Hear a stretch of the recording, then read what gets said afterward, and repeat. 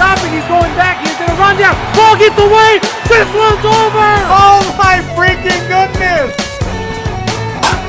But I got the Twins signing Carlos Correa. Dead passing has the Giants getting Chris Bryant. I am taking the Atlanta Braves. Enjoy this great game.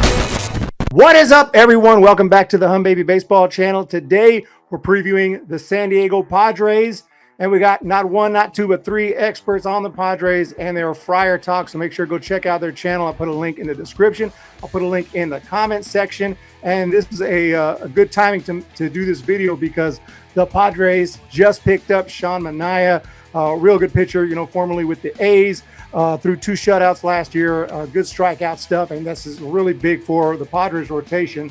And also some nice moves in the offseason. You picked up Luke Voit, picked up obviously Nick Martinez and Suarez, Luis Garcia. So I just want to get y'all thoughts starting. I guess we just go with Chase here. What are your thoughts on the offseason and the Manaea pickup? I thought they were really solid. Added a lot of starting rotation depth. That's kind of been the one thing that's plagued us the last couple of years. Is last year we only had 2 real starting pitchers and had to pick up Jake Arrieta and Vince Velasquez, and we saw how that worked out. Jake Arrieta had over an 11 ERA, and Velasquez, I think, lasted 2 starts before he was cut. So now we have Sean Manaea, who's been kind of a proven guy. He's a good lefty. Yeah. We have Nick Martinez, who's coming over from Japan. He's probably going to fit into that 5th spot. He has a lot to prove.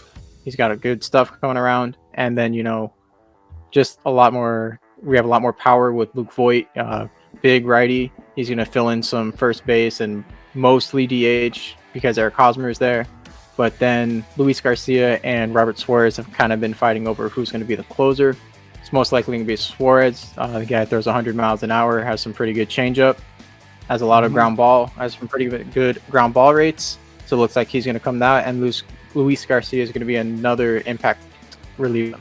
Yeah, I'm a Giants fan. I was, feeling pretty good about him until you pick up Manaea, and here's what the rotation is looking like. I don't know if y'all agree with this order, but right now this is Fangraphs. You got you, Darvish, you got Musgrove. Now you got Manaea in there. Nick Martinez, obviously Blake Snell, listed as number 5. I don't know, if that's right, but I mean, what do you think, Isaac, about y'all rotation going into 2022? Yeah, man, I'm really excited about it. I think a lot more people are down on it than we are.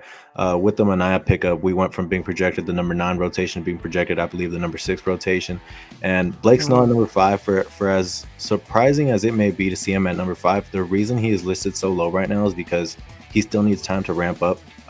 He didn't exactly take the lockout time to exactly ramp up, and now he's gonna take the time to ramp up. And starting the season, we should probably expect him to see around 3, maximum 5 innings pitched per outing, and that will go higher as he progresses. But for right now, number 5 is good for him. The 4th spot could be either Nick Martinez, could be Chris Paddock. We have a lot of pitching depth. I think all 3 of us are in consensus that we might make another move with how much pitching depth we have.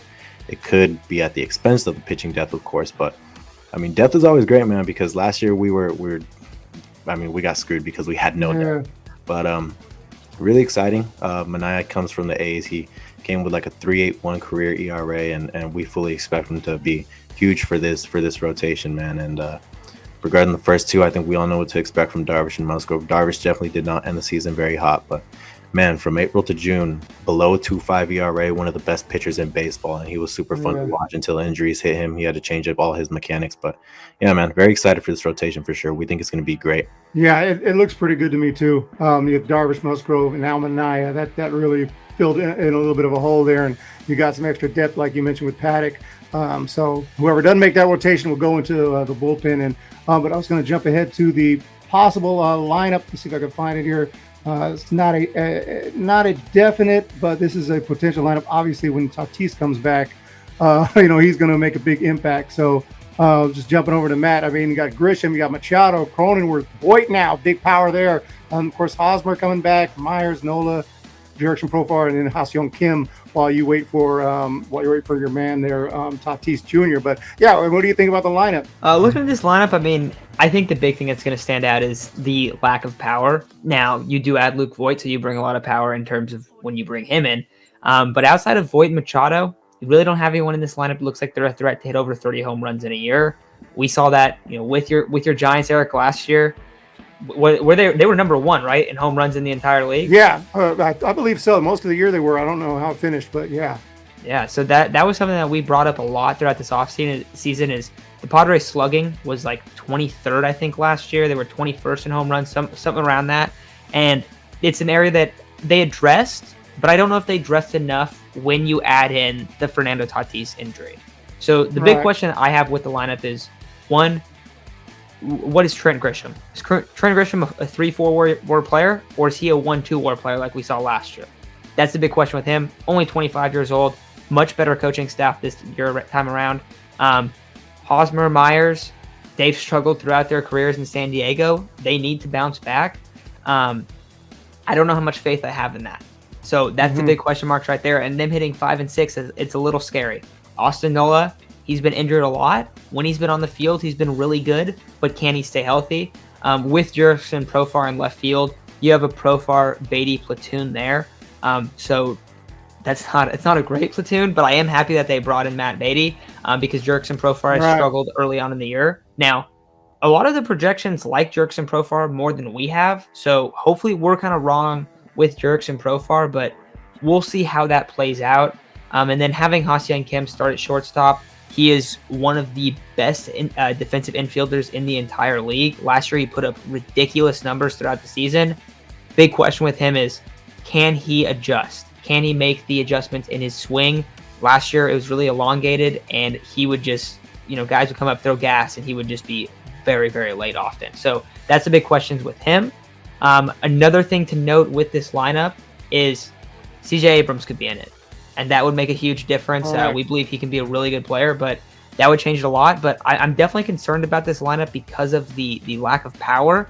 But when Fernando Tatis Jr. comes back, it's definitely going to get a lot better. So you hope that some of these guys, Will Myers, Eric Hosmer, they can start out the year and carry this offense somewhat, because they're going to really need them to. So this team is lacking power, but hopefully you have a couple guys that have some bounce back years, and it'll look a lot better if that's the case, and especially when Fernando Tatis Jr. is back. Yeah, absolutely. I mean, it's not that bad. Yeah, I see what you're saying. You did get Luke Voit, so like you said, they addressed the power situation a little bit. Is it enough?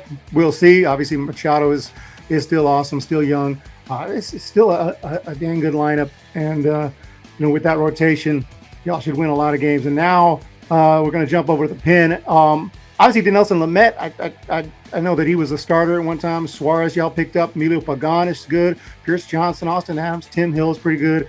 Stammen, Guerra.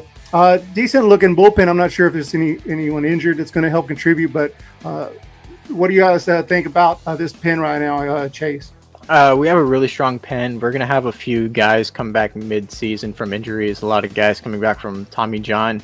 If you notice, the one thing is we don't really have a lot of left-handed relievers, and those guys are going to be the ones that come back mid-season completely healthy. So that could help strengthen the bullpen a lot. But yeah, if you noticed, we have a lot of guys under closers, and realistically, it's probably going to be Robert Suarez. Bob Melvin has mentioned that he might do a closer by committee, but he really likes having one guy that he's going to go to in the 9th inning. But it looks like the rest of them are going to be fighting for a kind of set-up 7th inning guy, and the rest of them are just going to be anytime uses. Though I think the favorite to be the setup guy would be Pierce Johnson. A lot of these guys throw a lot of gas, have some pretty good off-speed stuff. I know Emilio Pagan is looking to have a bounce-back year. He's added a 3rd pitch, and let's hope that it works out for him. But he is looking to be the one guy that needs to have a bounce back year if it's going to be benefit for the Padres. Right. Yeah. So you got Pagan, and so you said Suarez will be the closer. Yeah. I mean, I'm not too bad here. Do you know what's up? Is Lamet having injury? I mean, he was like one of your better starters, I thought. Yeah, he had a few elbow injuries last year. He's kind of had these throughout his career, so they're hoping that anytime he's gone over like 120, 150 innings, he gets this elbow injury, and it happened again last year, so they're trying to just keep him and looks like the bullpen role is going to be what he's going to do now. Okay, yeah, that makes more sense. That makes sense. And another thing I wanted to check out was I know Matt had mentioned C.J. Abrams, but Isaac, you got a lot of prospects here. Look like they could be major league ready pretty soon. I see Luis Campusano. I see Mackenzie Gore, Rosario. I don't know all these dudes, but you have which prospects do you think are going to make an impact this year? Could help out. Matt brought up C.J. Abrams. I definitely want to talk about C.J. Abrams really quick, man. Had a really, really solid spring, and throughout spring training, they kept saying if we're going to see C.J. Abrams on the opening day roster, he has to have a better spring training than Tatis did in 2019. He has passed that by a crazy amount. He's definitely had a better spring training than Tatis did. He's looked fantastic. We're very excited for him. The speed is his best tool. You look at it, run. He has 80 grade speed. He could be one of the fastest players in baseball. We project him to be our second baseman, just because Tatis obviously is going to be manning short. I looked at a 2025 projected Padres lineup in the future. He's projected to be the starting second baseman for the long run. So he's a very exciting prospect, man. We think he's going to possibly be in the Rookie of the Year running. Hopefully everything pans out for him. Luis Campusano is kind of different because we already have 3 catchers on the starting roster right now, and he's defensively, he might be our worst. I mean, maybe Alfaro. I haven't seen too much of Alfaro yet, but defensively, we don't think he's ready. Offensively, he definitely has a big power bat. You see the 55 grade power tool, 60 grade arm. He definitely has a really big arm also. But in terms of just being a pure catcher, calling pitches, I don't think the pitchers were really in favor of him being back there. They really like Austin Nola back there. So he's kind of blocked. We think he has a bright future. He's been brought up in trade talks a lot recently, along with Eric Hosmer. But we do think he has a bright future wherever he goes. Another guy, Mackenzie Gore. Mackenzie Gore was really, he had a really bad 2021, I'm sorry. But kind of things have just kind of added up for him where the pandemic didn't help him that short season where he didn't see really any live action outside of some at UCSD. 2021, he didn't really look good in spring training, and that kind of continued all throughout his 2021 season until he was shut down with, I think it was a finger blister, right, guys? Yeah, so it was a finger blister. And he was shut down, but he's come out hot this spring training. He allowed a grand slam today, but before that, he was like a 1.5 ERA guy. He got a lot of strikeouts, and when you compare his spring training numbers right now to his spring training numbers last year, they're night and day for sure. So, walking a lot less guys right now. Very excited to see what he's going to do. We actually think he's going to end up being very integral in this pitching rotation. But other than that, Reese Kinnear seems like he'll be ready this year. We saw a little bit of him last year. We think he'll be in the bullpen, maybe a long reliever, kind of like Nabil Chrismat Jr., I guess you could say. We don't expect much from Rosario, but yeah, man, there's a couple prospects here, such as Abrams and Gore, that we definitely expect to have a big impact this year. That sounds awesome. Yeah, so I'm looking forward to check out C.J. Abrams some more. I didn't realize he was such an exciting young player, but yeah, definitely looks pretty awesome. And last thing I wanted to maybe get all your thoughts on if y'all want to jump in, starting with Matt, but that is the National League West, and obviously last year was a disappointing year for y'all. The Giants, my team went crazy last year. I really don't expect that to happen again, but just hoping to have a good season. Dodgers are ridiculous. Rockies, Diamondbacks, hopefully don't have to worry about them. But what are your thoughts going into the season, and what teams are you most concerned about?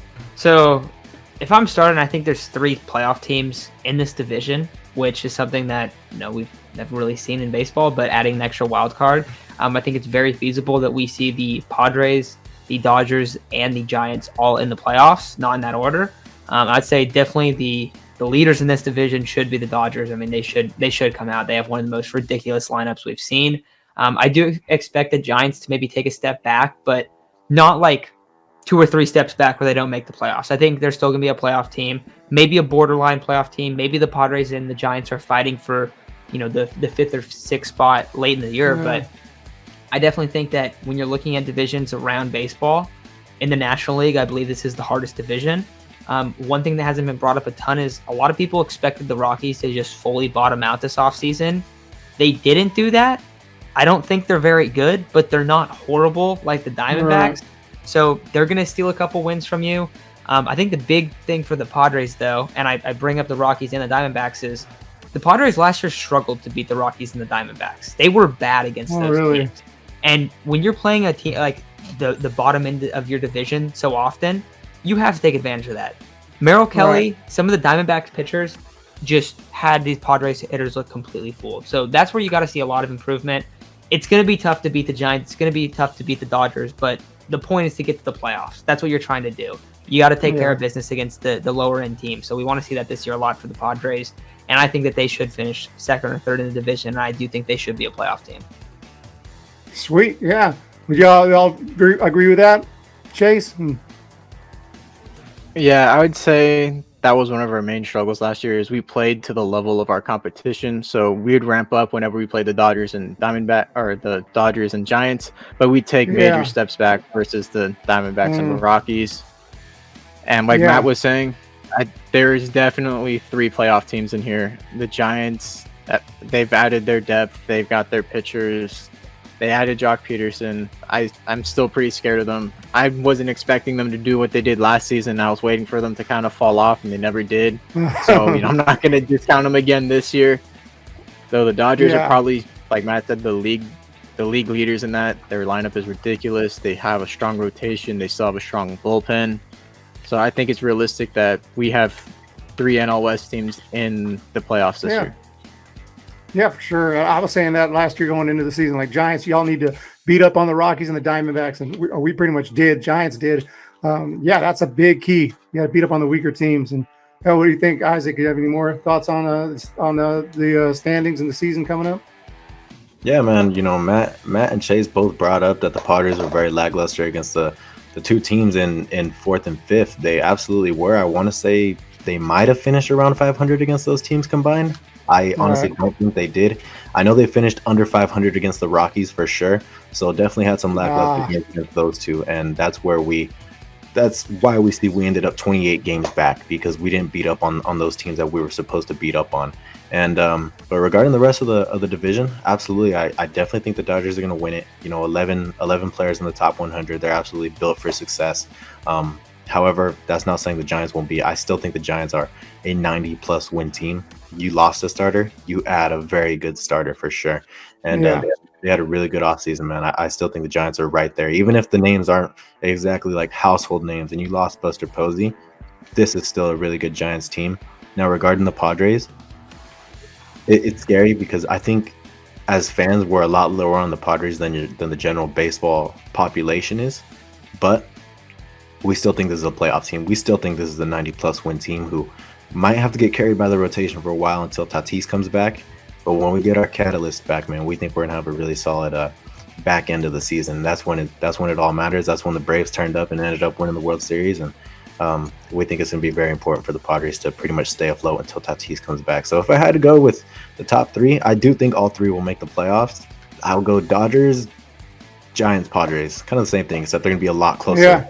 Yeah, that's what I had. That's what my prediction was, and I'm a Giants fan, so I almost put Padres second just because it's going to be tough. I don't know if we can repeat anything like last year, but it'll be fun though to find out what happens. And everybody, make sure you jump over to FRIAR. If you're a Padres fan watching this, definitely go to FRIAR Talk. Hit the subscribe button because they talk a lot of Padres. You can see the thumbnails. Really good stuff over there.